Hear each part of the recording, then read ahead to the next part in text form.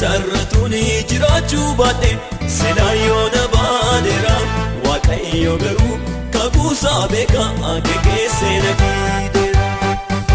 Yommuu moogolee kooduu na dhaabe lafee koonaaf jaabeessa kan gooftaa kootii maalan deebisa haa ulfaatu maalessa. Maalan deebisa haa ulfaatu maalessa. Maalan deebisa haa ulfaatu maalessa.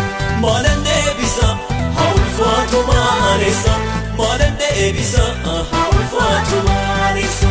Galatane qaba galatane qaba ani galatane qaba. Galatane qaba galatane qaba ani galatane qaba. Isatu na dhaabe iddoo aarsaa nama dadhaba. Maqaa Kiristoosii ololani qaba ani maan dadhaba. Isatu na dhaabe iddoo aarsaa nama dadhaba. Maqaa Kiristoosii ololani qaba ani maan dadhaba. Ololani qaba maan dadhaba. Ololani qaba maan dadhaba. Ololani qaba maan dadhaba. Ololani qaba maan dadhaba.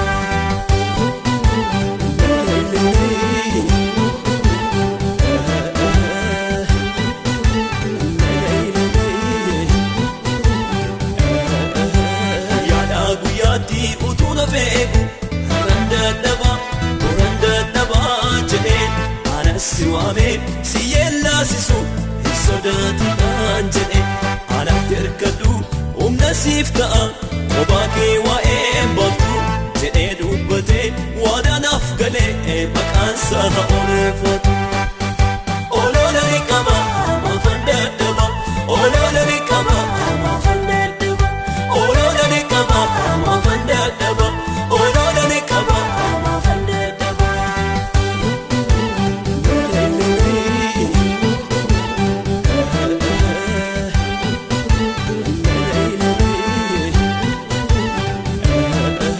Yamutti ba'anii hunduu wal guure irratti wal ga'e anis nan jedhee maal ta'a ka'ee biyya yoon ba'e Waaqayyo gooftaanii akkas naan jedhe isin deemini ba'aa kee hunda asirraani kaasa hin yaadda'ini.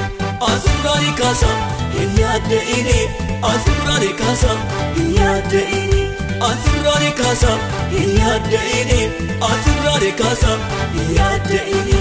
Galatane qaba galatane qaba ani galatane qaba. Galatane qaba galatane qaba ani galatane qaba. Isatu na dhaabe iddoo aarsaa nama dadhaba.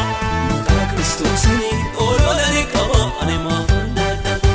Isatu na dhaabe iddoo aarsaa nama dadhaba. Maqaa Kiristoosii ololani qaba ani maan dadhaba. Ololani qaba maan dadhaba. Ololani qaba maan dadhaba. Ololani qaba maan dadhaba. Ololani qaba maan dadhaba.